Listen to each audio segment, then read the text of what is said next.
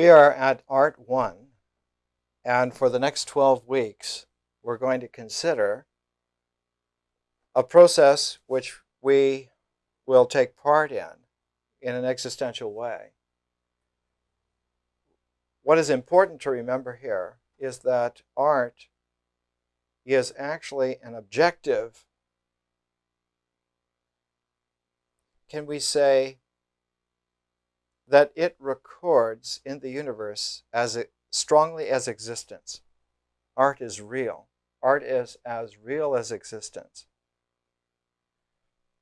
In a way, a work of art has a parity with an entity in existence. They exist as certainly as each other. So that if you could draw a large circle of reality, all the possibilities of reality, anywhere that you want on that circle, opposite points would be held objectively by art and existence, so that art has a diameter of reality, co-dependent relationality with existence. So art is as important as existence. Once one understands this, one begins to take a more involved perspective in terms of art, the activity of art, the works of art, the process of making art, becoming an artist. The idea of God as a creator of all, Pantocrator, that idea comes out of a very profound aesthetic that obtained in Hellenistic times and was rediscovered again in the Renaissance, and indeed comes to fruition in the 20th century stronger than ever. The idea that there is something divine about art, that art is a creative process which it has a parity with the creation by God of the universe. Perhaps the most famous of all artistic images that indicates this is the great central scene in the ceiling of the Sistine Chapel, Michelangelo's God reaching to touch man with one finger and not quite touching him. And yet that leap of life, that spark of reality exudes from God to man, not through a physical touch, but through a creative hiatus, a creative gap, a synapse gap, some kind of open space that exists in the universe. And wherever that open space exists, what can go across that open space is the energy of life. And that when a work of art is made in this way, it is alive. And that art has life. Art confers life. Art is living. One of the great photographs in the annals of world art, when another great artist was doing a ceiling. This time it was Marc Chagall doing the ceiling of the Paris Opera, an enormous expanse. And he was standing in his huge studio. I believe it was just outside of Vence in Provence and southern France.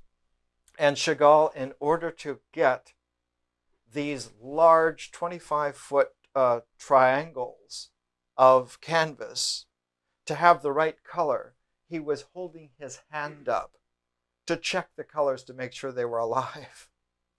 And the photograph, it was the yellows behind the section on Mozart, the panel in the ceiling of the Paris Opera in Mozart. This is a true Hasid and also a true artist. A work of art is alive, and its life has a personality, so that one can with time, come to know works of art as one comes to know persons. In his old age, someone asked Faulkner if he still read. And he replied, "Of course, I always visit my friends. I love to spend an hour with Don Quixote, or I love to go and spend an afternoon with someone of Balzac." A work of art is alive. And the reason for this is what we're going to investigate over the next 12 weeks. And perhaps the differential mark that should be given is that while existence is real and capable of life, a work of art is alive and capable of reality. So that there's a complementation. And once a work of art is real, its reality affects the universe. Now, this is not a metaphysics. It's not a hopeful sentiment. You're all familiar, I'm sure, with one of the great discoveries of 20th century physics, that the observer affects what is being observed, the great Heisenberg uncertainty principle in quantum mechanics. And of course, the converse of that we'll discuss next week, the converse that Roger Penrose brought out, that there may be another side to reality, another aspect, and that has to be considered seriously also. But the point is that a work of art, once it comes into birth, once it has been born, modifies the entire universe. The entire universe must adjust itself to this actuality. And the same thing is true for the human person, or actually any conscious entity in any star system, achieving individuality, achieving their person, as one would say. Any person who comes into their achievable form, the universe works them in permanently. And it doesn't matter, whatever happens else in the universe, that person has been included in the, how should we say it, in the ultimate grand strategic matrix. And literally, you always have a home, for the entire universe has modified itself to include you. This is not just a species of eternity. It is, in fact, eternity itself. Now, in looking at something like art, one would be completely adrift without coming to it through the process that we have come to it. There's almost no way to consciously understand the mysteries of art without coming to it through the long process of maturation which we've had. That means that I'm assuming that your attention is based upon 15 months of study. Of course, many of you are new since then, and some of you have come around the second time. But I have to assume, because the education goes on, with the assumption that you're participating from the beginning, although I've built in recursive reviews all the way along the line, and it doesn't matter where you come in. I'll bring you up to date, as long as you continue to come for some duration of time. 15 months should be long enough to float some of the very difficult ideas and some of the very refined feelings which we now must bring to our attention. Now, for someone like me, I've been doing this continuously in this particular room for 115 months. That's about 450 Saturdays in a row without a miss. And that's only this latest phase. That's only the last 12 years. So what is difficult for me, and it's as difficult for me as it is for you, is that I must return creatively, freshly, to all of these ideas and arrive at a living experience and not just a dull, rote, habitual, repetitive indoctrination. So my problem is as great as yours. Yours perhaps to try to creatively grasp first time out something that's very delicate and very powerful. And because it's delicate, it requires finesse, and because it's powerful, it requires courage at the very same time. But I have the same problem as you, only from a different angle. I have to have both the finesse and the courage to do this again.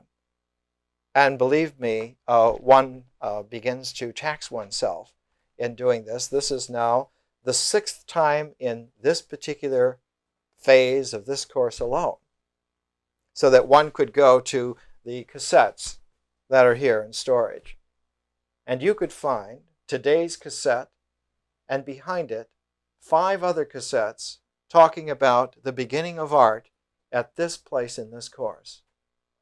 And of course, in the years in Canada, the whole epoch in San Francisco before that, there are many, many lectures of how to begin in art. I found in reviewing all of those recently that the best way to begin is to bring into play a poem of Wassily Kandinsky. That this little poem, which occurred in the original translation into English of his little book Concerning the Spiritual in Art, but was not reprinted in the Dover paperback edition of Concerning the Spiritual in Art. The reason for this is that the original English edition by George Wittenborn was in the Documents of Modern Art series in New York in the 40s, at a time when American artists in New York were very concerned with trying to keep art open and not letting it go into any doctrinaire position. The reason being that the world had just barely escaped from all kinds of tyrannies, not just the Nazi aesthetic tyranny, but also the Soviet aesthetic tyranny, Plekhanov and his group, and the Japanese aesthetic tyranny, and many others. And so American artists in New York in the 1940s were a very alert, creative group of men and women. And so when they translated and published Kandinsky's Concerning the Spiritual in Art, they understood that this was something that had to be presented live, and so they included a number of Kandinsky's poems to make sure that the juice was there. This poem is called Seeing, and it's the choice of getting into art. A translation of Kandinsky's Seeing. It originally was published in a little magazine, Cabaret Voltaire, which was a Dadaist magazine, in 1916. Seeing. Blue.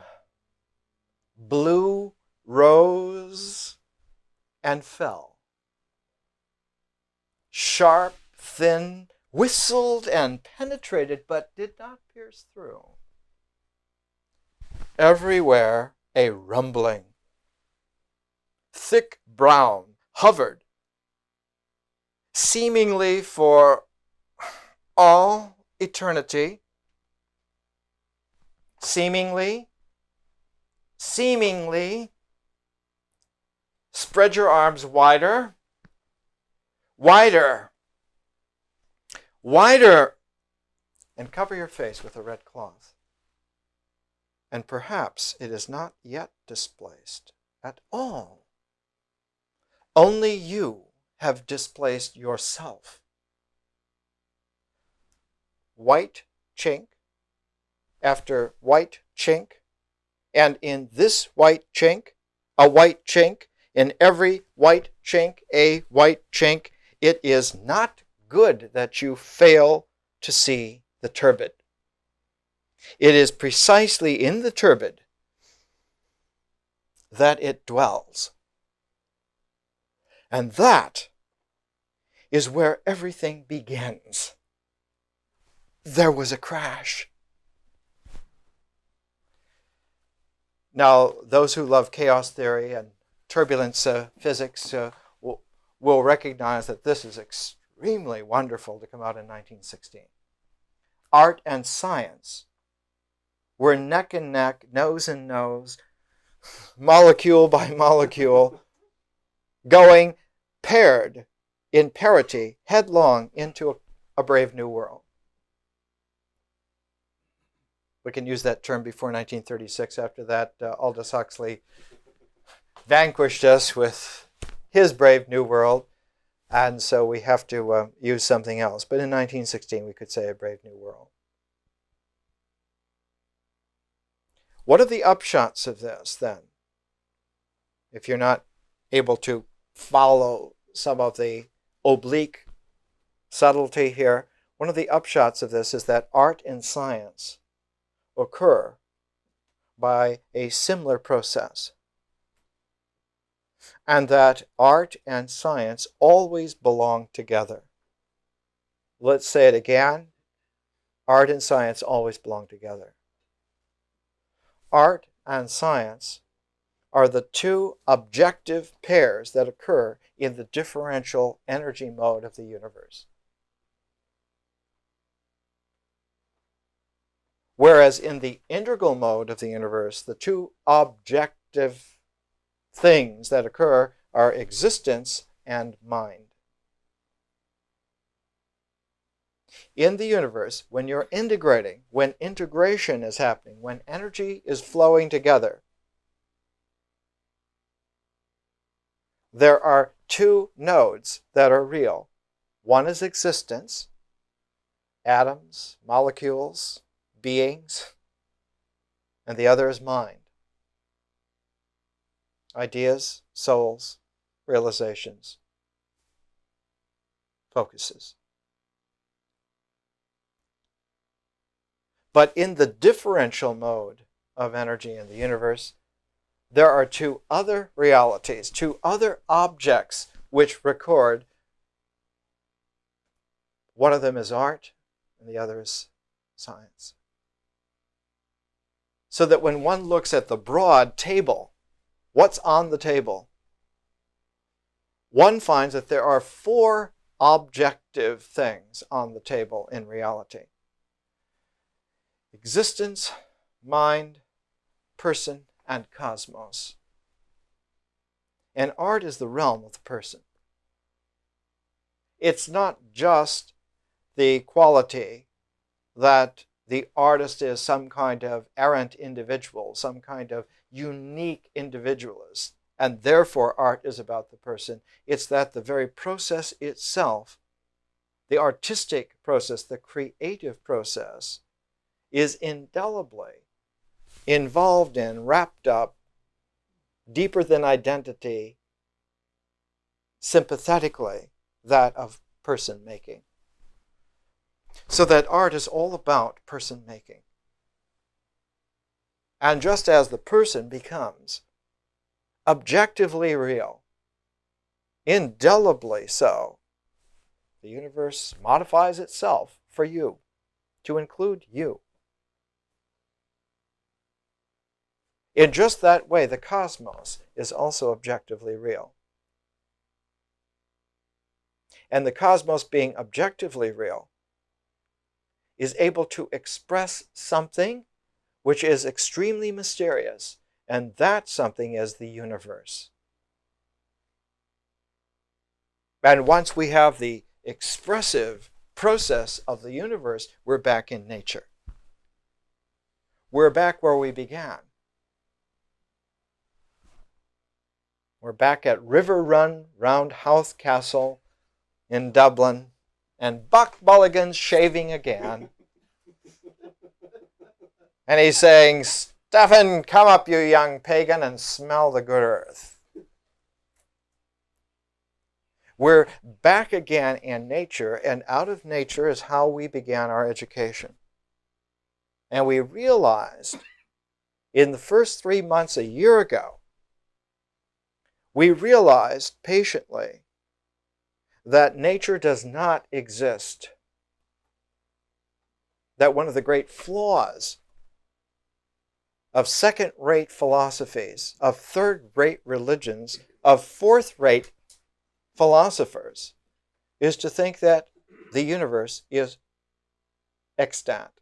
It's not extant at all. The finer that you can investigate the universe, the more it mysteriously flees before your attempts to pin it down onto a sample.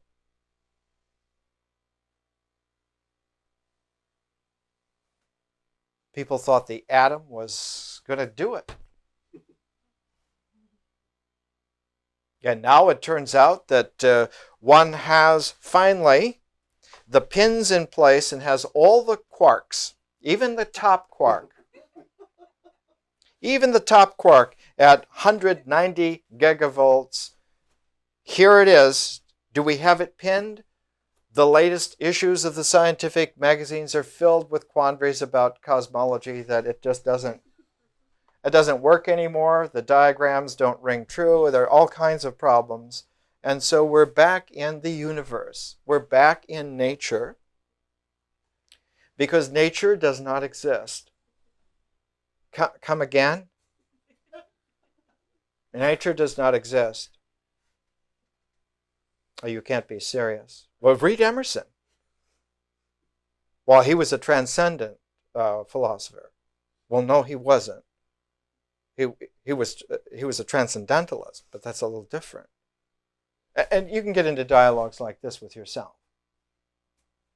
That is, after 37 years of university life, well, you get to talk like this with yourself.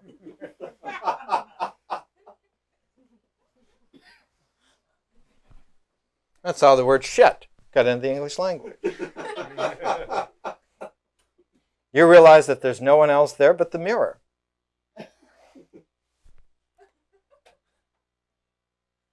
All of this is to encourage you not to be intimidated, but to recognize that we're dealing here with something that can be symbolized as an infinity sign, a Mobius strip. And that when one is looking for a beginning, you cannot look for a beginning on the Mobius strip. You cannot look for a beginning on the infinity sign. There is no point on the infinity sign that is the beginning.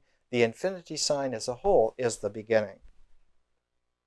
So all of you who are up on chaos theory and realize that once an initial starting point is known accurately, we have the mathematical apparatus now to track its movement in reality, regardless of what dimensions, n dimensions, regardless of what time, regardless of what space, even Hamiltonian space with all the little millions of dots within dots. Hamiltonian space is a space, instead of there being a single point, every point is a matrix of subpoints, and there are any number of them, and a point acts as a neural net rather than a point. There are all kinds of mathematical ways. Once you know the true initial starting point, well, the true initial starting point for a 21st century mathematical investigation of reality is that eternity as a whole is the starting point. Now, fortunately for us, infinity has a logical substitution, not a representation, but a logical substitution, and that is zero. So that one can begin with zero. And if one begins accurately and precisely, specifically with zero, with a zero-based algorithmic development, one can characterize quite accurately the reasonableness of where we find ourselves and who we are and where we're going. But what dissolves in this kind of accurate realization are all the myths. that once upon a time occupied ourselves. Like the myth of time, that somehow there's a past that's different from the future, that's different from this present, is mythic. Or that space is always a three-dimensional situation that holds things. This is not true at all. Or that we are somehow insignificant little motes of egotistical dust that are flicked away after a period of trouble. This is not true at all either. We are, in fact, indelible qualities of the truthfulness of the cosmos towards which the universe yearns like a lover. And so we are part of a great romance because the universe, because it is not in existence, yearns to be born, yearns to be in existence. And that existence, because it has such a kinetic, dynamic quality of scintillating being, doesn't just stop at itself, but continues to transform. And it does this in a fourfold way, symbolized traditionally in ancient wisdom, holding up the hand and turning the hand, putting the hand down and turning the hand again. It's hard to do. All reality has a fourfold nature. It has what is presented. It has the reverse of that. It has the obverse of that. And it has the contrapositive.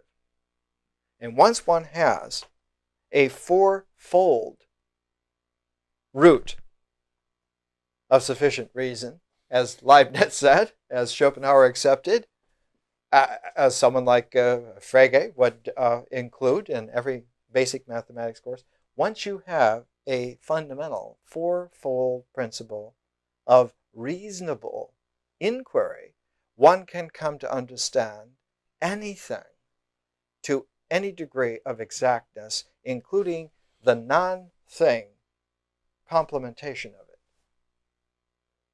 That's what an education is about.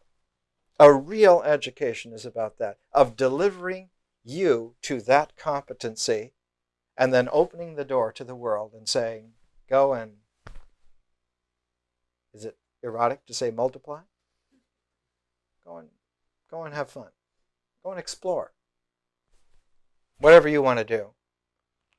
That's what an education is all about. This dwarfs so-called degrees. Can you get a job with this kind of education? You can get a reality. You can have a life. You can have your person forever. What the hell are you worried about a paycheck? With that capacity, you can have many, many paychecks. So that's what a real education is about. But in that real education, we are now at a very interesting juncture. We're at the juncture where the third of four objective realities record, and that's art. The first records in ritual, and that's existence. Action, pragmatos, what happens, records, really. Whatever is done is done. It's not a tautology. The ancient Egyptian religious conception 5,000 years ago, already completely developed, was that when Ra rises, that day, wherein everything happens, that day exists forever and aligns itself with all the other days within which Ra has actually risen and activities have happened, and that God is the Lord of millions of years. of all these days, recorded once and for all forever, aligned together, and Ra out of nothingness creates the next day, wherein everything happens and it joins that alignment. This was the high Hermetic wisdom 5,000 years ago, already fully developed, already understood. Nobody is writing in the sand. Now, in this process of looking at art as the third of four objective realities, existence in ritual as the first one, existence is quite objectively real. What happens is an index to objectivity. So much so that the complementary text to Kandinsky's book concerning the spiritual and art for us is John Dewey's Art as Experience. Art as Experience. And Dewey is forever remembered as one of the great pragmatists, pragmatic philosophers. In fact, it's John Dewey and William James, two American philosophers, basing themselves on a third American philosopher that you hear very little about, but in the next century he'll be studied along with Kant and Hegel and be a great on that level. His name is Peirce, Charles Sanders Peirce. Charles Sanders Peirce, who wrote a very interesting book called Values in a Universe of Chance. Or it would make a beautiful commentary on the I Ching. Peirce, whose collected works published by, I think, Indiana University Press, are only found in a few great libraries. The Huntington Library doesn't have a set. UCLA has a set. I'm not sure if USC still has a set. There isn't another set in all of Los Angeles. Can you imagine? Peirce was one of these American errant geniuses that occur habitually in the United States because the United States is made on a creative experimental model. American geniuses are always unknown in their lifetimes because they're always dealing with something new, and fame always recognizes something that everybody recognizes, and they never recognize the new. Never. And so just because somebody isn't famous doesn't mean that they're not right. How does Paul Newman say it? Hey?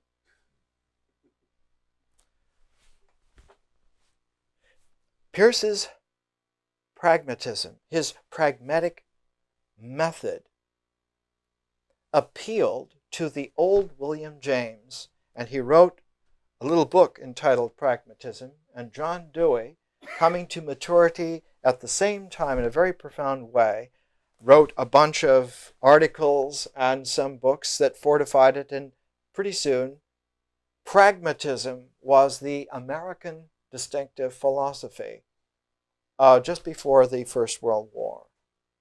Now, William James died in 1910. His last great public lecture was at Stanford University in 1910, November.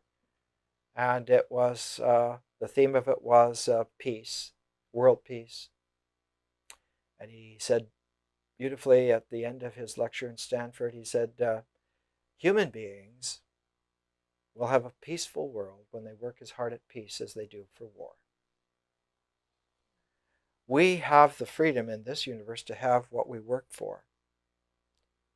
And if we work as hard for peace, we will have that and not war. It was a lecture entitled The Moral Equivalent of War. In pragmatism, it means that ethical form confers the shape which existence takes. And when existence takes a shape, experience must flow in that way. It's a universal law of reality. It's like a principal equation in physics. Once ritual form once the form of action is given a certain shape, experience will resonate in that form from that shape, and that's the basis upon which language occurs. That's the basis upon which the mythic horizon, the realm of stories, generates its creative process. So the entire creative process of man is founded upon the ethical shapes given action. Now, in an age of fuzzy logic, that's very difficult to accept. One would like to say, well, let's temporize that and in a million different ways. Well, you can fracture it from here to Sunday 500 years from now. It does not obviate a universal truth which can be expressed mathematically.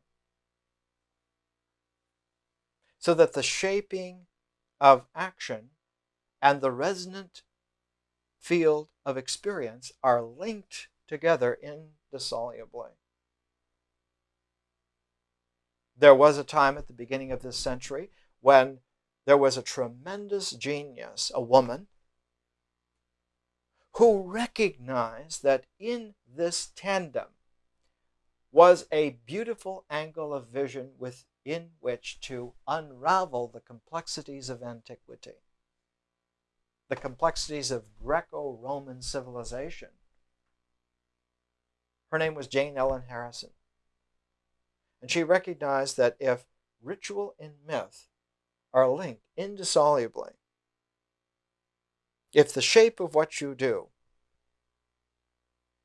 and the resonance of your experience are indissolubly linked together, then the essence of that, the distilled essence of that, which are the ideas which generate the mind, must then be flowers. Ideas must be flowers out of this soil and out of that seed. The seed being the shape of action, the soil being experience. And that the mind, the inner world, the inner nature, can in a way be gardened. If you make the right seeds and allow the soil of experience to fulfill itself, you can grow flowers of ideas in the mind, which record as the second objective reality in the universe. Existence is the first. Art, the person, is the second. But the mind, person and art are the third. The mind is the second. So in a way, in our education, ritual is objective. Symbol is objective. Art is objective. And the objectivity of ritual comes out of the process of nature. The objectivity of the symbol comes out of the process of myth. And the objectivity of art comes out of the process of vision.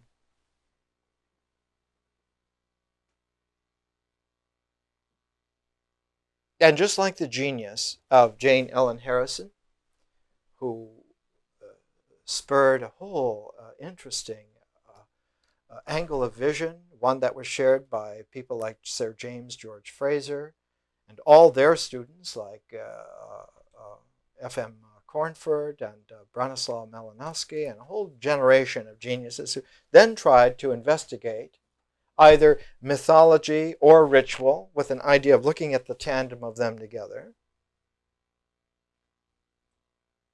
Jane Ellen Harrison's great work herself, its title is Prolegomena to the Study of Classical Civilization. In other words, before we can even begin, we have to understand how this works. Now, most of Jane Ellen Harrison's work was in England, and so you will find most of the development there in British men and women. But its complement in the United States was the development of pragmatism.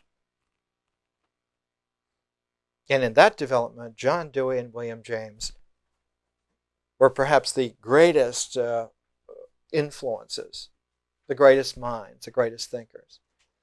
When William James died in 1910, it took a while for his greatness to really be appreciated. The United States likes to throw away its genius. And it's only when other peoples recognize it that they come back and discover, oh, geez, this is amazingly famous, important. By the end of 1929, Harvard University, which was James's university, I mean, he literally grew up on the campus. Harvard decided to finally initiate the William James Lectures for 1930, late 1930, and they looked around to find the first lecturer for the William James Lectures, and they decided no one else in the world will do but John Dewey. And Dewey said that he would do the lectures and that his subject was going to be art as experience, and that's where his book comes from. They're the first William James Lectures at Harvard. They were delivered early in 1931, actually, but they came out in 1930.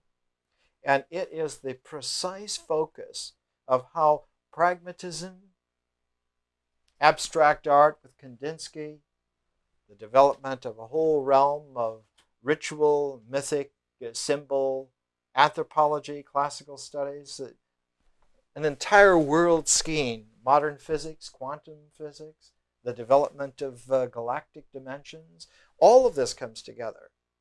All of this comes together here. And by using Kandinsky and Dewey as a pair, remember we've talked many times about using pairs of books. If you use a single book, it's like a schoolmarm who has a ruler and holds that up, and you better behave.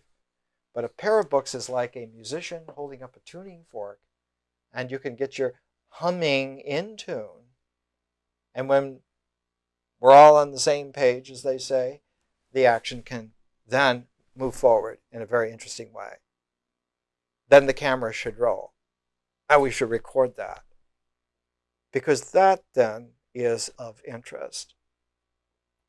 And when we come back from the break, we're going to come right back to talking about at the center of pragmatism, at the center of Jane Ellen Harrison's prolegomena to classical civilization, at the very center of modern physics, at the very center of a whole necklace of interesting phenomena, disciplines, and episodes, is the fact that the string that holds that necklace together must be invisible, called in the creative process a hiatus. The creative process has a pause of indefinite length in terms of clock time. And out of that pause comes the insight, which is the seed, the beginning of the work of art manifesting itself. In just the same way the person happens. After a long hiatus, nothing seeming to happen, things completely disconnected going on, and seemingly out of nowhere comes the glint of the soul, which you didn't even know that you had ever seen, because the glint was so swift and on dimensions so large that it simply doesn't record in the clay of this level of atomic structure. Nevertheless, the refinement of the differential consciousness records it. Why? Because differential consciousness is a resonance of that glint of the soul. And largely waking up is self-recognition. If it were other than self-recognition, then we would have to search for some kind of metaphysics or religion to indoctrinate us in the right way. But because it isn't, it's a process of waking up rather than of finding the right guru. You are the right guru for yourself. That's the pragmatic solution. And in that solution, logic as Dewey said, is a theory of inquiry and not a telephone book of rules. There are no rules in waking up. Any way you can is the way which you did. Let's take a break and come back. We come right back to the creative process, and we'll explore it more, but the very first idea about the creative process is that it involves a hiatus, a creative space that one cannot just simply plow ahead creatively. No one plows ahead creatively. What was the old phrase? You can't get there from here. There's no way. And so you have to jag like lightning. And lightning, being a plasma, not being a solid, a liquid, or a gas, has its own formula for keeping its shape. And a plasma does not keep a straight line shape very easily without a very powerful magnetic field. The creative process is the same way. Creativity is a magnetoelectric process and not an electromagnetic process. It's a different energy. So that human beings who remain willfully, obstinately comfortable in the electromagnetic spectrum never experience creativity. And they never come to their own persons. And they never see the cosmos. They have no vision. And history for them is a drowning pool. All of this is obviated by education.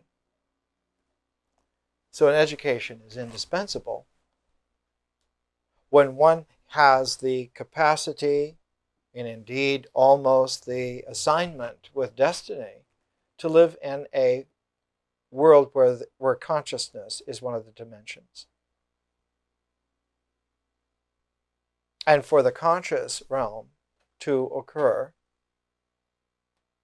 the differential quality of reality must be in play.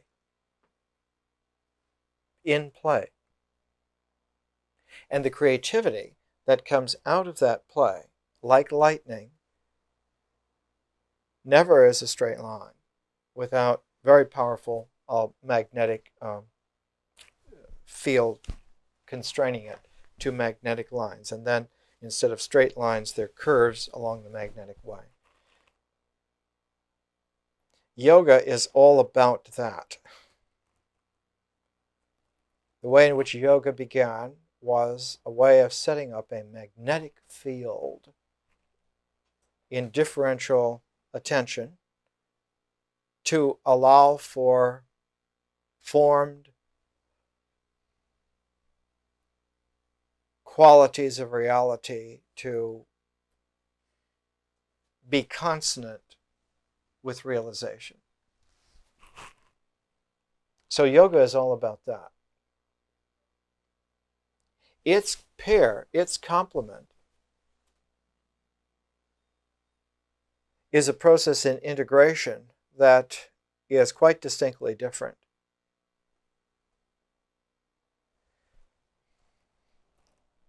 It would be very difficult to follow this particular line of exposition without you having a lot of experience. So we have to relinquish that, just let that go, and not talk as sophisticated yogacarans, not talk as really high dharma, masterful individuals, but let all that concern go.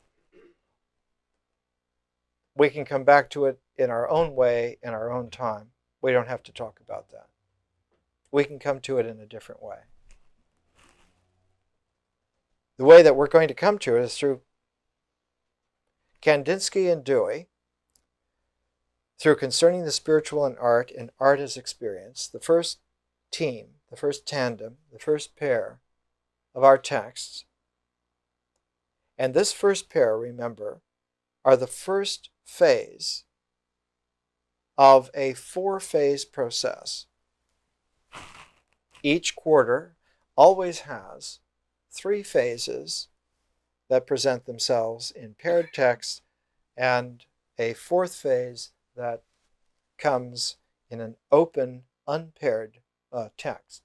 This way we use the form of the book. Why do we use the form of the book?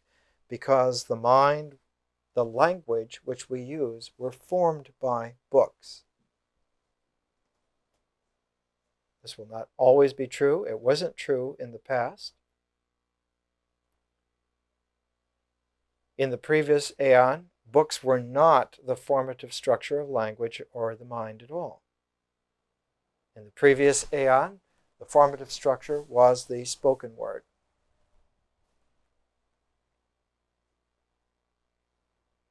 But over the last 2,000 years, the book has been the medium and the form, the action-shaped constraint on language that led to the specific distillation of symbolic essences that made the mind. And so we have to respect that practicality. If we were on a different planet with a different history, we would do it differently. But on this planet, with this particular history, where we are, we have to respect the practicalities. And so we're using books in this way. There are atoms, there are molecules. Hopefully this education delivers you, by the end of this year, by the end of the second year, to a threshold where if you choose to dispense with books forever, you can. Or you can go back and recover any proportion that you wish.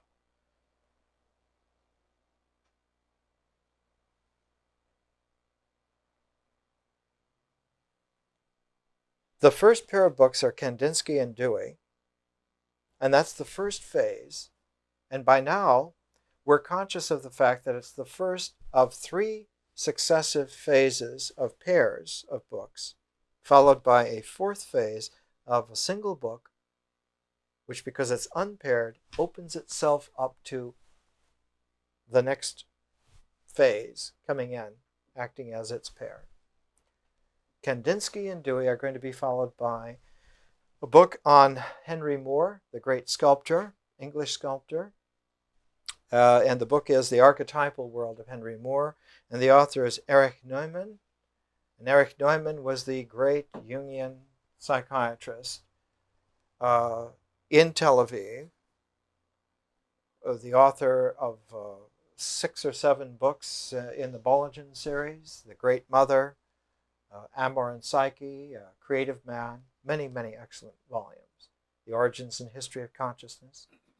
So Erich Neumann's book on Henry Moore, The Archetypal World of Henry Moore, is chosen because it keeps a consonance with a lot of the material we have already done and opens up new aspects that actually blossom out of the continuous stem that we have already established. And as a pair to Erich Neumann's book on The Archetypal World of Henry Moore, we take Frank Lloyd Wright, his own writings collected together in a book called Writings and Buildings, selected by Edgar Kaufman and Ben Rayburn. Edgar Kaufman's family owned Falling Water. And Kaufman himself, as a young man, was completely apprenticed as an aesthetic being to Frank Lloyd Wright's masterful artistry.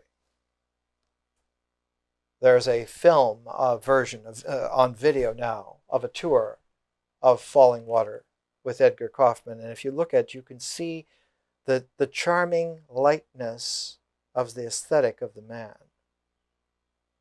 Wright was a masterful teacher as well as a world-class artist. And one of the few things that I saw when I first visited Taliesin in my early 20s, I saw the chair that Wright used to sit in the drawing studios. And it was like a throne chair. And I asked one of the old architects there, I said, well, he thought he was a king, didn't he? And he said, no, you're missing it completely. He wanted the students initially to think of him as a king, so they would not come to him for every little tiny thing, so that they would learn that art has to be developed out of yourself. It cannot be taught by someone else. And that later on, you would not find him in the chair. You would find him clustered with the rest of the students around a drawing, an architectural rendering. Because by that time, everyone got interested in the building. Someone asked Faulkner once, what's the best book you ever did? And he said, my dear, the next one.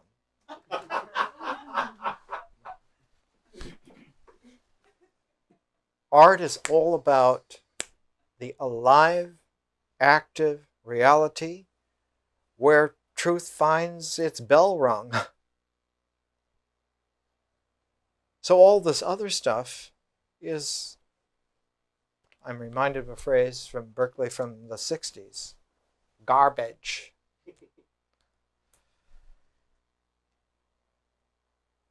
When we come to this hiatus in the creative process,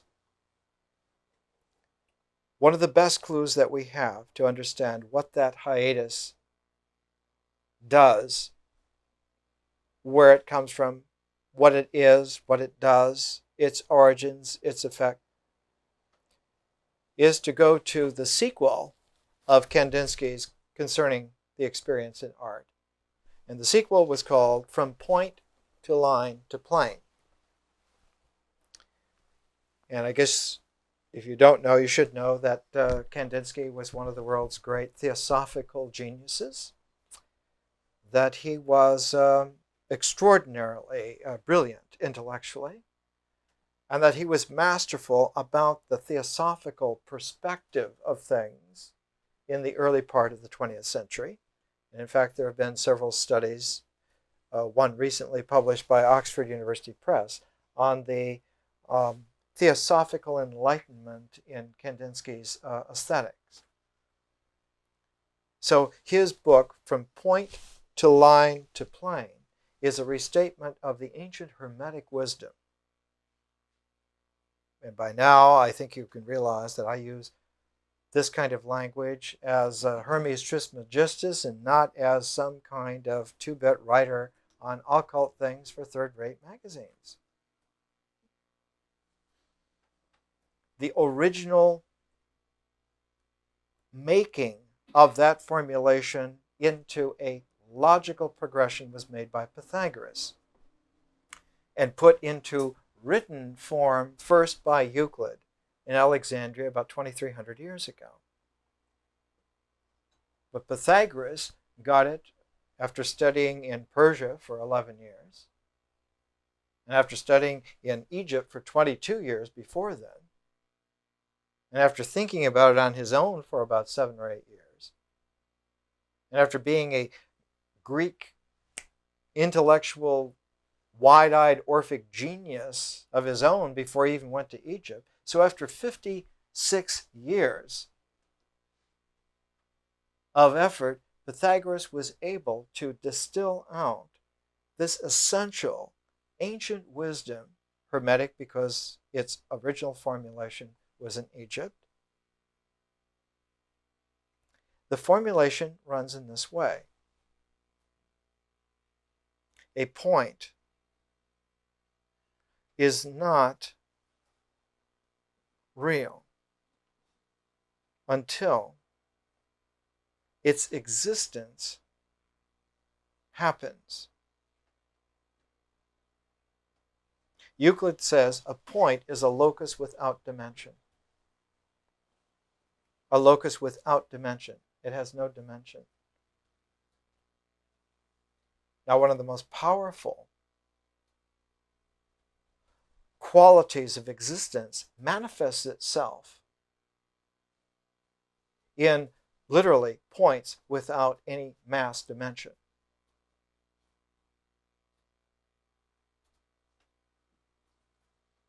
neutrinos. The 3 different kinds of neutrinos that go with 3 different kinds of the states of electrons. And the way to describe those zero mass existential states is a very precarious kind of mathematic that was developed incidentally by a genius named Hermann Weyl, and furthered by another genius named Roger Penrose.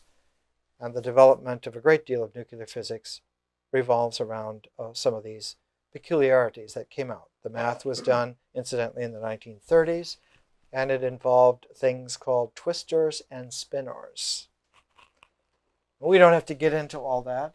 All you need to know is that this is well-founded. For the last 60 years, it's been thought through infinitesimally, patiently, and it works. And it works to the extent that one can not only characterize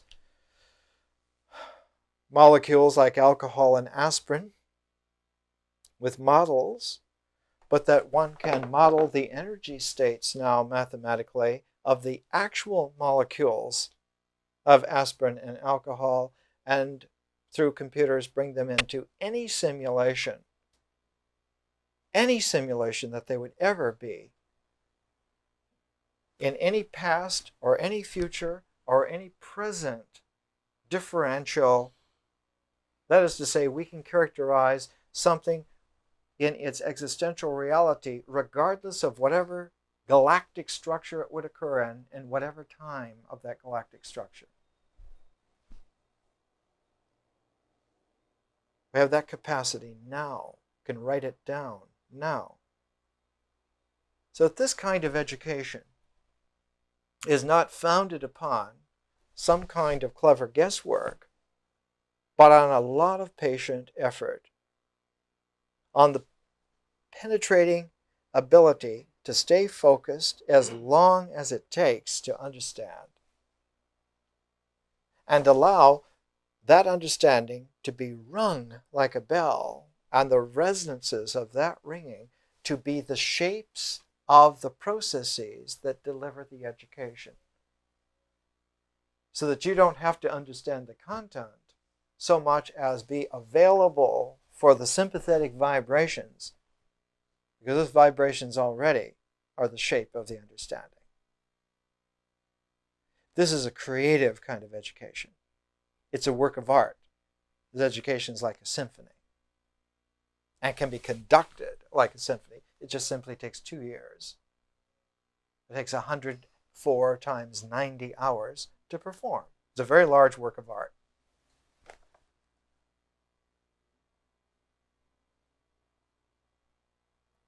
I don't know how stageable it is elsewhere, but hopefully it will be. Notice that in this excursion, in this creative excursion, we can come back now without losing a hitch to point to line to plane, which the book that is still open here. And that the issue is that a point as a locus of no dimension, when it moves, that can be called a line. Now, when a focus of no dimension, kinetically or dynamically moving, and they're incidentally mathematically different, if it is kinetic, it has a momentum. If it is dynamic, it has a vector. And they can be treated differently. A point, which is a locus of no dimension, has a momentous or a vectorial dimension called a line, and that first dimension, the line exists in one dimension, is entirely based on a zero reality. Completely, totally. So that whatever permutations one would give to the vectorial career and analysis, or to the momentum developments one could always come back and factor integratively to 0. You can always return to 0. Which is why a great many of the most powerful equations in modern science involve an equal sign and a 0 on the other side. Why? Because once that statement holds in a symbolic amulet like an equation, ta-da, ta-da, ta-da, ta-ra, ta-ra, ta-ra, equals 0, you can do anything imaginable to that side, the musical side. And its form will be able to be introduced into the universe such that existence will fill as a content that form. That is unbelievably great. That's the magic of art. Magicians are fantastic creatures until you meet an artist. And in the realm of magicians, a single artist is the most fascinating figure imaginable. There's a beautiful little story by Thomas Mann called Mario the Magician that you might read sometime. It's all about art and the way in which art supersedes magic to such an extent that magic, which supersedes the mundane, mediocre world, seems so beautiful and scintillating, and art outstrips that magic completely.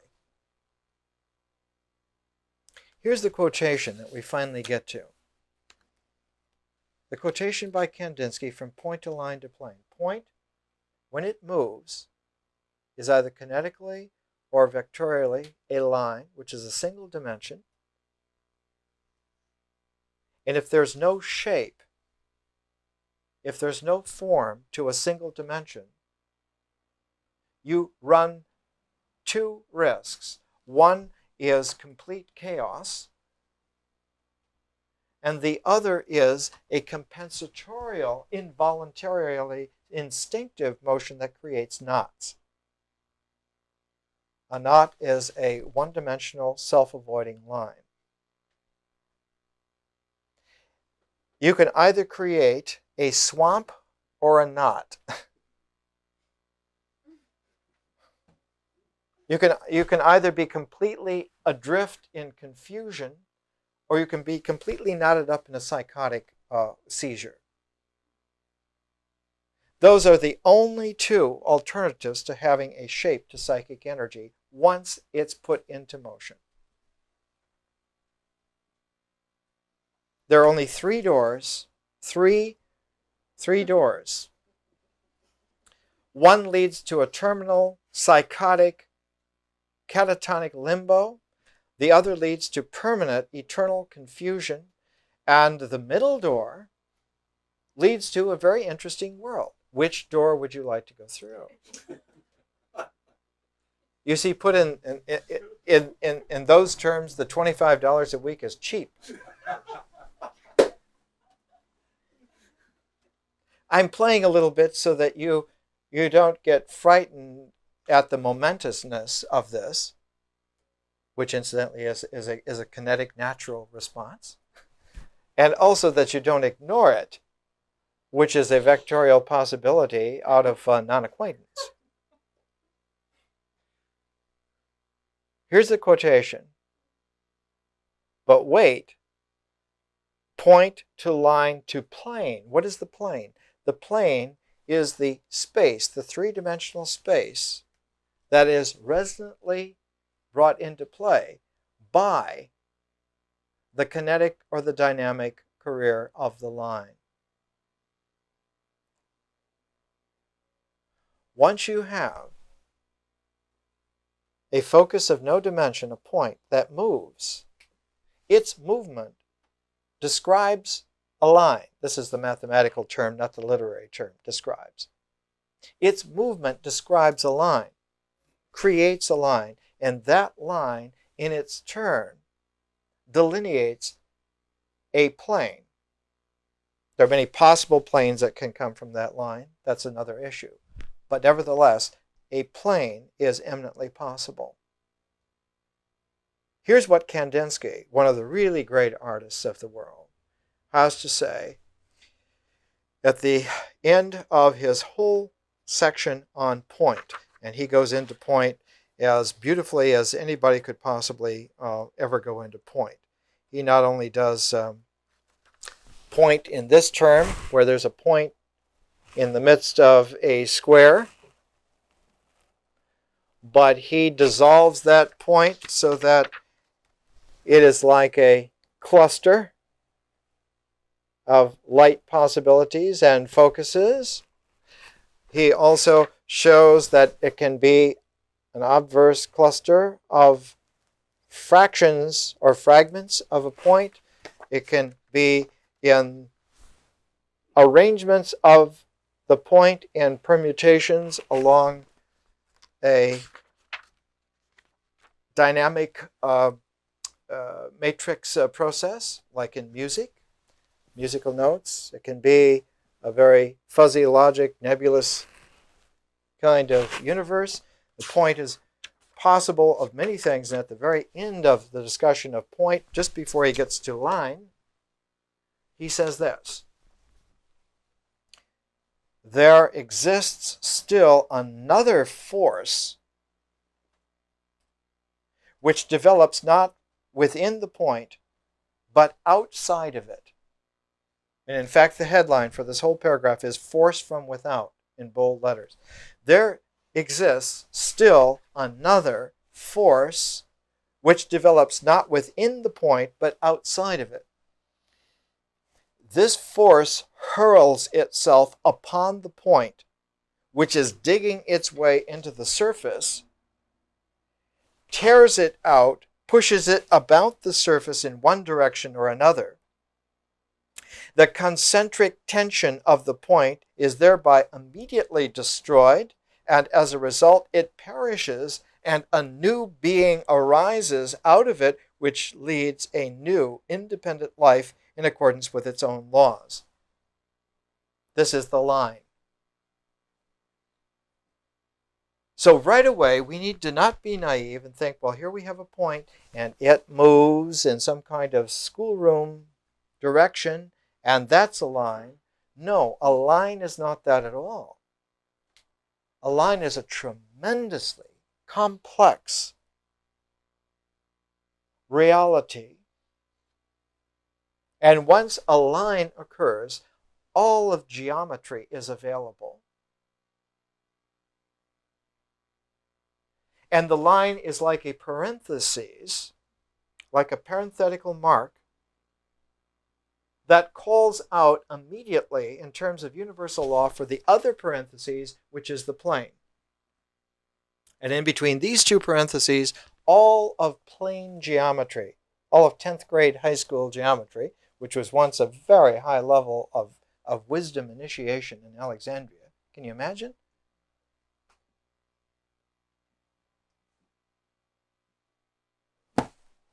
In the 1950s, there were tens of millions of high school students around the world exposed to one of the most exceedingly refined ancient wisdom initiations. And they were never told that that's what it was. And then they were left like dangling participles,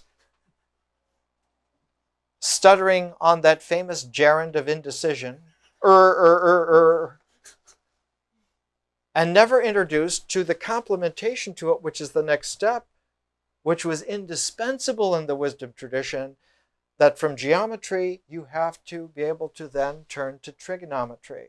Because when you're on the plane, you get stupid if you stay there. You have to go to the sphere in order to be able to get into the cosmos where it calls to you.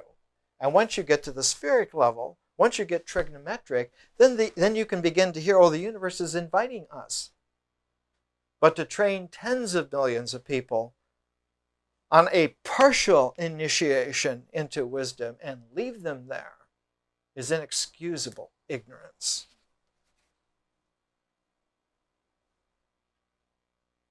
Now, we don't even get to the plane We don't even get to the line. We're just staying at the point right now.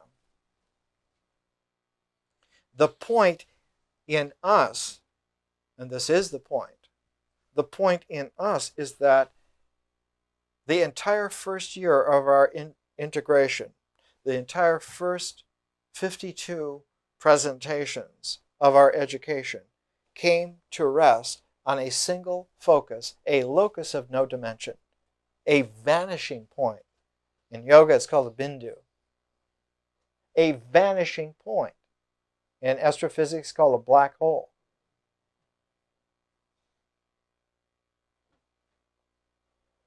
Now, there were many states of this universe where there were no black holes. Huh? There were many states of this universe where there were no black holes, and there will be again states of this universe where there were no black holes. There are some universes now in states where there are no black holes. So what happens to them? Answer, they evaporate. That wonderful genius who doesn't have much physical mobility, Stephen Hawking, the author of the mathematics of black hole evaporation. And the first indication that that happens is something called Hawking radiation. That like aurora borealis on the outside of black holes are peculiar pairs of molecules that occur in the form of radiation that do not come from any integral motion whatsoever. They have no kinetic, they have no dynamic origin whatsoever, but they are, we have to use a mystical term. Holy shit. They emanate from black holes and are an indication that an evaporation process obtains. Because they are also subject to differential laws of energy.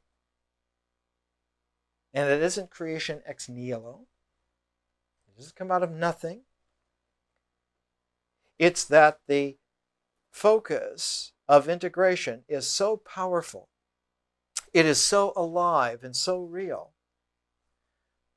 that it doesn't stay at its vanishing. The vanishing itself is a transformation. To use a term that Plato used, being good Pythagorean mathematiki, he used a Greek term that comes from a Pythagorean, a higher initiation. His Greek word was metanoia. Metanoia. Noetic and above noetic. Metanoia. Mind, noia, noetic, above mind, metanoia. It means that there's a whole energy level which is quite real, which is higher than the mind. You may be wondering why high, powerful yogis always advise don't talk too much about enlightenment. It's because that enlightened state, while very, very high in terms of the tribe, is very, very low in terms of the cosmos. It's almost embarrassing after all that work to realize that all you did was arrive at reality and you're back not only to square one, but at square zero. And if you have brought any ego with you, it is a real come down. That you're not only unclothed, but you ain't even got a body. And so you have to get everything from below scratch. And that none of the ways in which you did it before that you were so masterful in work now. In fact, they work in a contrapositively complementary way, which is like trying to comb your hair in a mirror left-handed. It's very, very difficult to get around. So our education is looking at some very potent, weird stuff, but in a way which should make it easier for all of us to deal with it, me as well as you. If we let a lot of the highfalutin stuff go and just come down to a couple of basics and play with those basics. The key here is not to work with them so much, but to play with them. In Kandinsky's Concerning the Spiritual and Art, the forerunner to Point, Line to Plane, in his conclusions,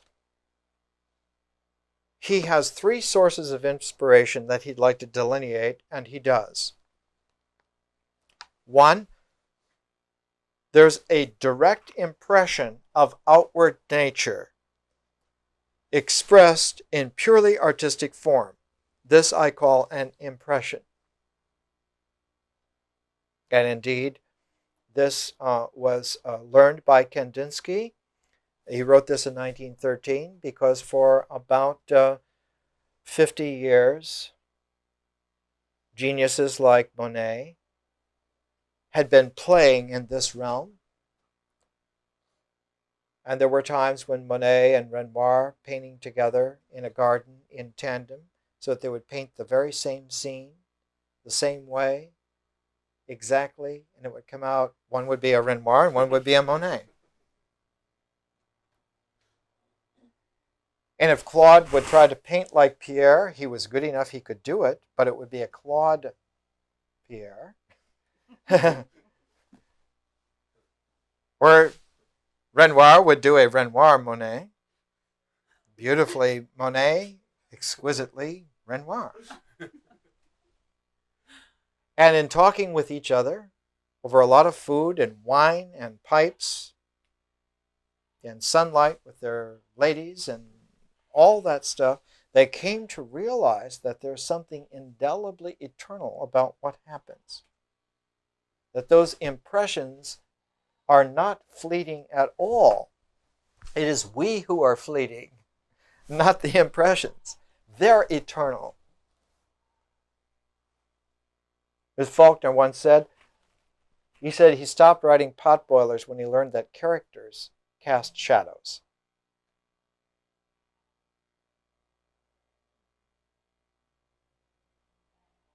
Isaac McCaslin and the bear is as real as any boy who ever lived.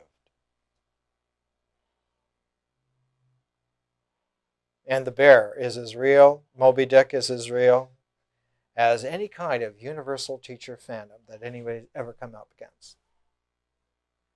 So the very first source of inspiration for Kandinsky, impressions.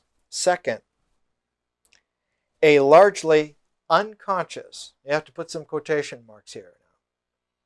He doesn't, I urge you to. A largely unconscious, spontaneous expression. There's a comma in between unconscious, spontaneous. I would put quotation marks around unconscious and none around spontaneous. I would keep the comma. Impressions, unconscious, comma, spontaneous expression of inner character. The non-material, that's hyphenated, of nature. I call this an improvisation. Improvisation. A better key term in English is spontaneous. Something from inside. An impression from outside. A spontaneity from inside. And we'll talk more about that next week. The third, an expression of a slowly formed inner feeling. Inner feeling, slowly formed inner feeling, an expression of a slowly formed inner feeling which comes to utterance only after long maturing. Art involves maturity, and that maturity, you have to pay your dues. This I call composition. Impression, improvisation, composition. Three sources of inspiration for Kandinsky. But Kandinsky goes on here with the third. As soon as he writes, this I call a composition, he has to explicate in about 4 or 5 sentences, and here's what he says.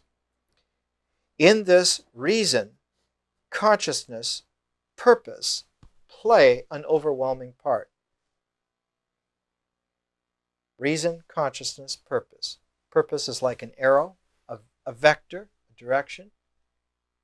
If you have a lot of purposes, then you have to take the resultant of all those purposes together, which is a tensor. So largely purpose is tensorial and not vectorial, which is interesting because it means then that you have to have a matrix in order to understand it and not just a dynamic. So just having energy is not enough to make art. Sorry, kids. We can't just put on a show. We have to have a show to put on. It's very, very difficult to appreciate the subtlety in there. But Kandinsky uses the term, translated to English, overwhelming. He says it's overwhelming in art. So that composition is not at all ever diagrammatic. It's never diagrammatic. To mistake a really good, clear diagram for a purpose which can obtain in reality is a very deep flaw. It leads to one of those other two doors. And because the gut level of existence doesn't want to go through either of those two doors, it stops you from going through the center door or those two side doors, and so it keeps you from making that decision. There was an existential therapist named Maynard Boss, who one time was a Jungian, and then he read some Heidegger, and he became, ugh. And he said that the crosshairs of sanity, that little crosshairs of sanity, those coordinates of sanity, sort of tilt, and they become a big X. And that anxiety comes out of the vibrations of the X. And instead of being existential, you're sort of jittery. And on the basis of jittery, you can't shoot the bad guys. Right? You can't hit them because you're shaking all the time. And so you lose confidence in your ability to go after those bad guys. So pretty soon you're just pursued by your own ineptness to deal with situations that you know are threatening. And so you end up like Kafka's mole. Do you know about Kafka's mole? Kafka, one of Kafka's short stories, is a beautiful Jewish Czechoslovakian conundrum. The mole is afraid to come out of his hole because the world is very dangerous, is filled with all kinds of things that want to eat it, and they'll get it if it comes out of its hole. But one day, it just is so hungry, it cannot stand it anymore. It's got to come out. It rushes out of the hole, finds something to eat, it comes back, and then it stops. And it hunches down in some bushes, and it looks at the entrance to its hole, and it thinks, they're in there, waiting for me.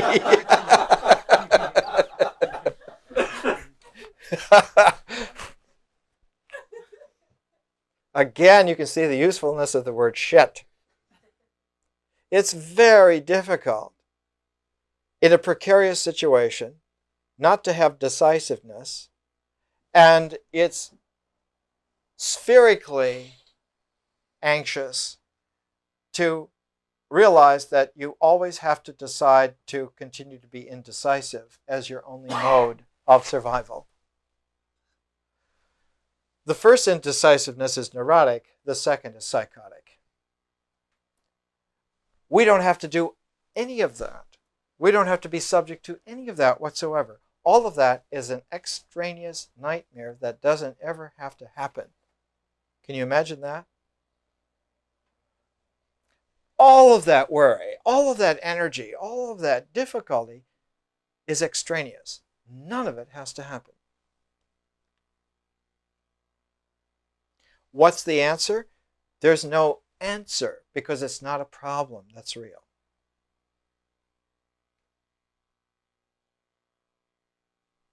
Aldous Huxley's psychiatrist Hubert Benoit advised Huxley. He said, you should stop looking for answers because the problems which you pose are not real.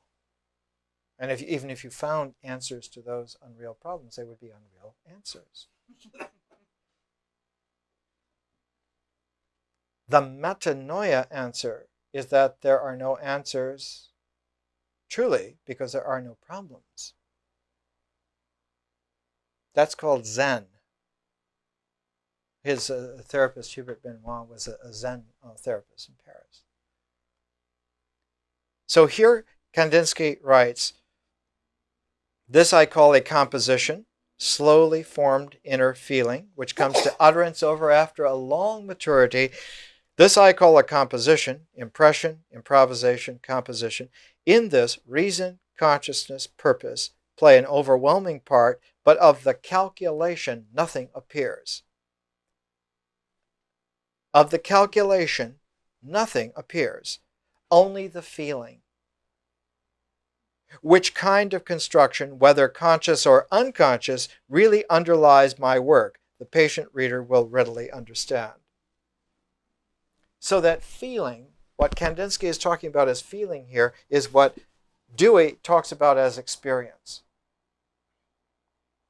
And you know from your education here that feeling is the intelligence of experience, and experience is generated largely by language. Now, don't be narrow and think, well, they have to speak English. It doesn't even have to be a written language like this. Art concerns all kinds of languages. Language, sculpture is in a language, music's in a language, dance is in a language. Feeling is the intelligence of experience, which is the field. It's like the unified field energy that's made. And it has as one of its parenthetical origins what we do, the ritual level, action, pragmatos, which has called forth the symbolic. So in between mind and existence, feeling is a very active intelligence that gives a shape to experience. And with that shape, experience is then transformable. Without shape, experience is not transformable.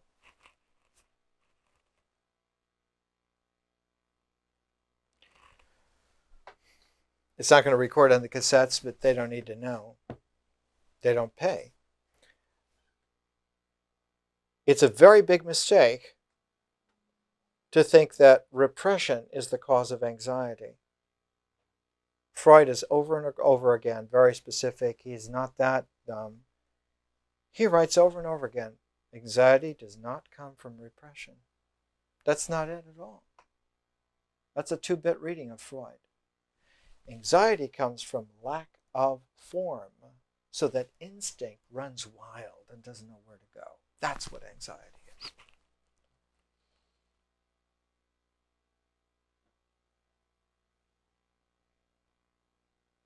Because you cannot transform instinct. You can't distill it into essence until it has a form.